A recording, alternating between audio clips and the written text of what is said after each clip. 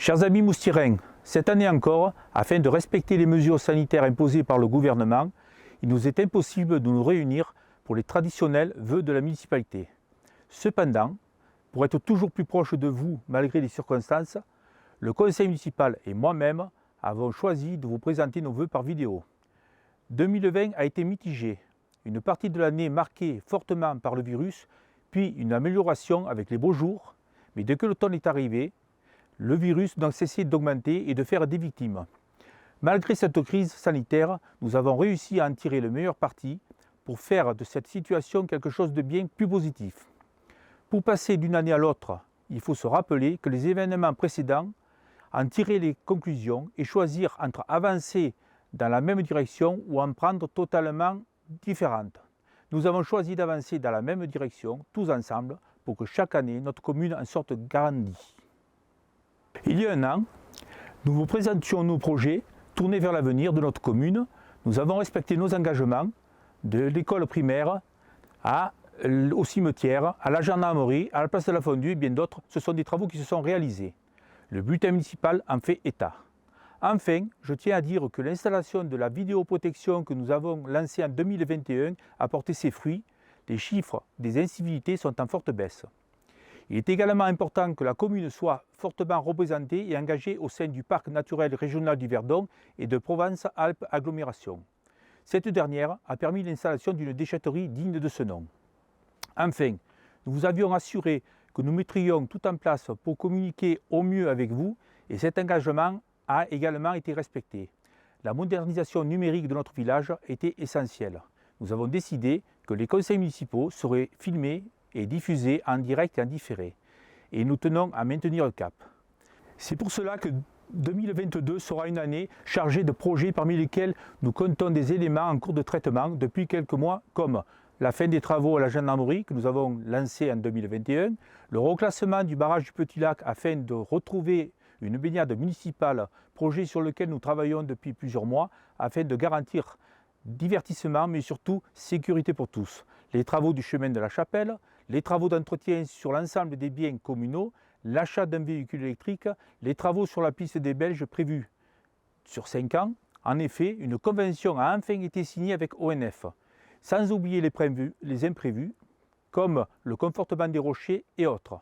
Je peux d'ores et déjà vous annoncer pour cette année l'arrivée de la fibre, l'électrification de la base nautique de l'Étoile afin d'y installer un poste de secours.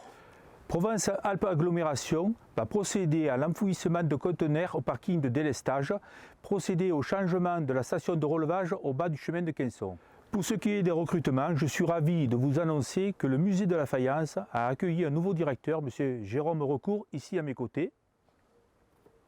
Bienvenue Jérôme. Je sais qu'il va être très bien accueilli, il se rendra disponible, mais laissons-lui le temps de prendre ses marques et de s'imprégner de nos collections. Pour ce qui est de la recherche et du recrutement d'un médecin, d'un garde champêtre, le travail n'est pas abandonné. Pour améliorer notre quotidien et pouvoir réaliser nos projets, nous avons encore plus besoin de soutien, d'aide et d'accompagnement. Je remercie tout particulièrement ceux sur qui nous pouvons compter, Madame la préfète, Monsieur le secrétaire général de la préfecture, Monsieur le conseiller régional, Madame la présidente du département, Monsieur le sénateur, Madame la députée, Madame la présidente de Provence-Alpes Agglomération et le syndicat d'électrification du 04. Je ne manquerai pas de les solliciter dès que cela sera encore nécessaire. Je remercie aussi chaleureusement l'Office de tourisme, l'ensemble du personnel communal, le personnel de la crèche et du centre aéré, la police municipale, la gendarmerie et nos pompiers. Avant de laisser la parole à Olivier Delorme ainsi qu'aux membres du conseil municipal, je souhaiterais terminer avec cette citation d'Henry Ford. Se réunir est un début, rester ensemble est un progrès, travailler ensemble est la réussite. Chères Moustiraines, chers Moustirains, une année s'est achevée avec les contraintes que nous connaissons. Néanmoins, nous avons continué de communiquer en élaborant le site internet, en alimentant régulièrement la page Facebook et en créant une newsletter et un bulletin municipal, pour lequel je remercie Jacques Lecugy pour son aide précieuse. Le premier pot d'accueil s'est déroulé en novembre dernier et a réuni les villageois pour un moment de convivialité en période hivernale. Nous vous informerons dès que celui-ci sera à nouveau possible. Pour cette nouvelle année, nous prévoyons la reconduction du petit train touristique à compter du mois d'avril, l'embauche des agents d'accueil pour les parkings, une seconde tranche de chantier jeunes sur le sentier de la grotte Sainte-Madeleine, l'installation de toilettes automatiques près de la poste, l'achat d'un véhicule électrique pour les services techniques et pour le confort de tous, la numérotation de nos maisons. Ce qui fait la richesse d'une vie de village, c'est l'implication de nous tous. Aussi, je remercie l'Office du tourisme, ouvert 361 jours par an, qui fait un travail remarquable et qui a renouvelé avec succès la marque Qualité Tourisme. Pour les illuminations de Noël et pour toutes les nouvelles propositions autour des activités de plein air et des événements sportifs et autres. À venir, une nouvelle application Visiter Moustier. Je remercie le nouveau comité des fêtes qui s'est investi pour la fête du village et particulièrement pour l'arbre de Noël de nos petits moustierins. Je remercie nos artisans et nos commerçants pour leur accueil et leur professionnalisme et je leur souhaite une bonne saison. Je remercie nos associations et tous les bénévoles qui répondent présents dès qu'il s'agit de faire vivre leur village. Merci à Anne-Marie Blanchard, Aurélie Micheletta et Sylvie Alès pour l'exposition monumentale. Merci à Gabi, Jeannot, Sébastien, Pierre et les autres pour la réalisation de la jolie crèche de notre église comme chaque année. Merci à Marine et Johnny pour la présentation des crèches du monde à la Galerie de la Bourgade et à toutes les personnes qui ont permis d'ouvrir cet espace.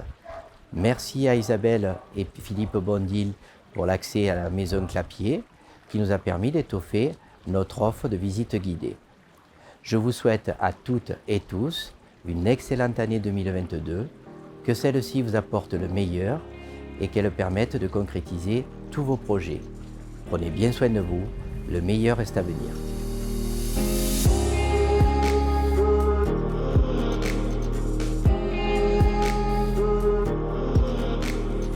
Nous vous souhaitons nos meilleurs vœux. Et une belle année 2022. Jacques, Romain, Caroline et moi-même, qui représentons la commission finances, vous assurons de notre soutien tout au long de cette future année et n'hésitez pas à venir nous voir. Bonne année! Bonne année! Bonjour, la commission travaux et le service technique vous souhaite une bonne année 2022. Avec Céline et Nicolas, nous sommes en charge de l'éducation et des affaires sociales. Nous espérons que cette année, nous pourrons partager, nous retrouver à nouveau. Nous vous souhaitons Une bonne année!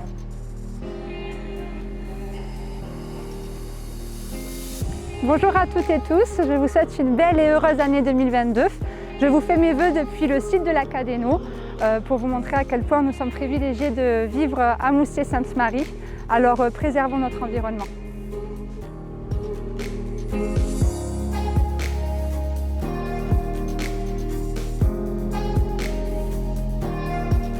Mes chers amis, je vous souhaite encore une bonne et heureuse année. Prenez soin de vous et comme nous disons en Provence, à l'an Québec, si c'est pas mal, que c'est bien pas mal.